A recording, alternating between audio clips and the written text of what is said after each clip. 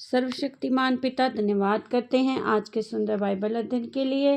धन्यवाद पिता इस समय के लिए जो आपने हमारे जीवन में दिया। हर एक को बरकत दे, आशीष कर पिता, यीशु नाम से मांगते हैं, आमीन। हम पढ़ेंगे उत्पत्ति की किताब 34 अध्याय। दीना को भ्रष्ट किया जाना। एक दिन लिया की बेटी दीना जो याकूब से उत्पन्न हुई थी, उस देश की लड़कियों से भेंट करने को निकली। तब उस देश के प्रधान हित्वी हमोर के पुत्र शकेम ने उसे देखा और उसे ले जाकर उसके साथ कुकर्म करके उसको भ्रष्ट कर डाला। तब उसका मन याकूब की बेटी दीना से लग गया और उसने उस कन्या से प्रेम की बातें की और उससे प्रेम करने लगा। अतः शकेम ने फिर अपने पिता हमोर से कहा, मुझे इस लड़की को मेरी पत्नी होने के लिए दिला दे। याकूब ने सुना कि शकेम ने मेरी बेटी दीना को शुद्ध कर डाला है, पर उसके पुत्र उस पर पशुओं के संग मैदान में थे, इसलिए वह उनके आने तक चुप रहा।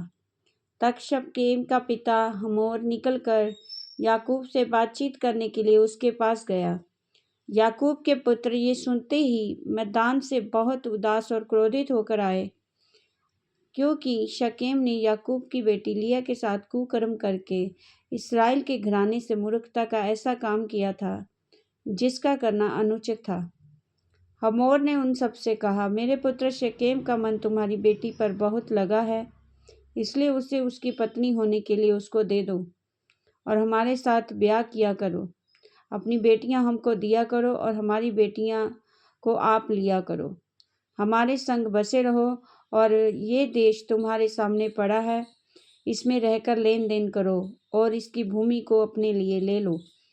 शकेम ने भी दीना के पिता और भाइयों से कहा, यदि मुझ पर तुम लोगों की अनुग्रह की दृष्टि हो तो जो कुछ तुम मुझसे कहो वह मैं दूंगा।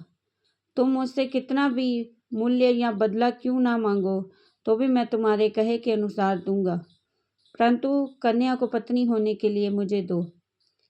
तब ये सोचकर कि शकेम ने हमारी बहन दीना को शुद्ध किया है, याकूब के पुत्रों ने शकेम और उसके पिता हमोर को छल के साथ ये उत्तर दिया, हम ऐसा काम कर सकते कि किसी खतना रहित पुरुष को अपनी बहन दें, क्योंकि इससे हमारी नामधराई होगी।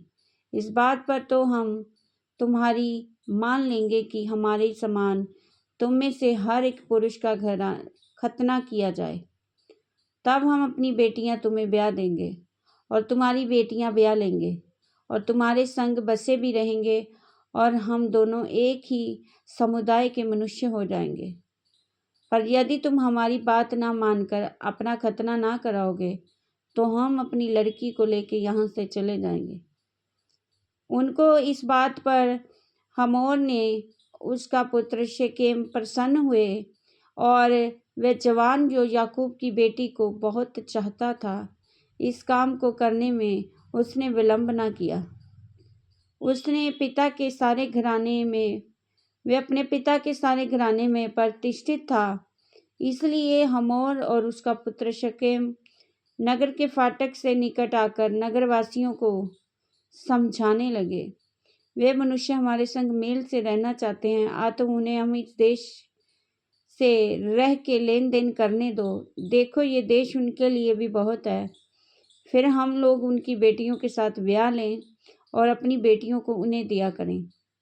वे लोग केवल इस बात पर हमारे संग रहने और एक ही समुदाय के मनुष्य हो जाने को प्रसन्न हैं कि उनके समान हमारे सब पुरुषों का भी खतना किया जाए। क्या उनको भेड़ बकरियां और क्या गाय बैल, वरन उनके सारे पशु और धन संपत्ति हमारी ना हो जाएगी। इतना ही करें कि हम लोग उनकी बात मान लें तो वे हमारे संग रहेंगे। इसलिए जितने उस नगर के फाटक से निकलते थे उन सबों ने हमोर की और उसके पुत्र शकेम की बात मानी और हर पुरुष का खतना किया गया। जितने उस नगर के फाटक से निकलते थे, तीसरे दिन जब वे लोग पीड़ित पड़े थे, तब ऐसा हुआ कि शमौन और लेवी नामक याकूब के दो पुत्रों ने जो दीना के भाई थे, अपनी तलवार लेकर उस नगर में निर्धड़क घुसकर उन पुरुषों को घात किया। हमोर उसके पुत्र शेकम को उन्होंने तलवार से मार डाला और दीना को शेकम के घर से निकाल ले गए। याकूब के पुत्रों ने घात कर डालने पर भी चढ़कर नगर को इसलिए लूट लिया कि उसमें उनकी बहन अशुद्ध की गई थी, और उन्होंने भेड़ बकरियां, गाय बैल और गधे, नगर और उसमें जितना धन था ले लिया। उस सबको और उनके बाल बच्चों और स्त्रियों को भी हर ले गए, वरन घर घर में जो कुछ था उसको भी उन्होंने लूट लिया। तब याकूब ने शमौन और लेवी से कहा, तुमने जो इस देश के निवासी कनानियों और परिज्जियों के मन में मेरे प्रति घृणा उत्पन्न कराई है, इससे तुमने मुझे संकट में डाल दिया है। क्योंकि मेरे साथ तो थोड़े ही लोग हैं, इसलिए अब वे इकट्ठे होकर मुझ पर चढ़ेंगे और मुझे मार डालेंगे, तो मैं अपने घराने समेत नष्ट हो जाऊंगा। उन्होंने कहा, क्या हम हमारी बहन के साथ वेश्या के समान बर्ताव करें? इस वचन के द्वारा प्रभु ब्लेस करें सबको। जय मसीह। आमीन। सबको जय मसीह की।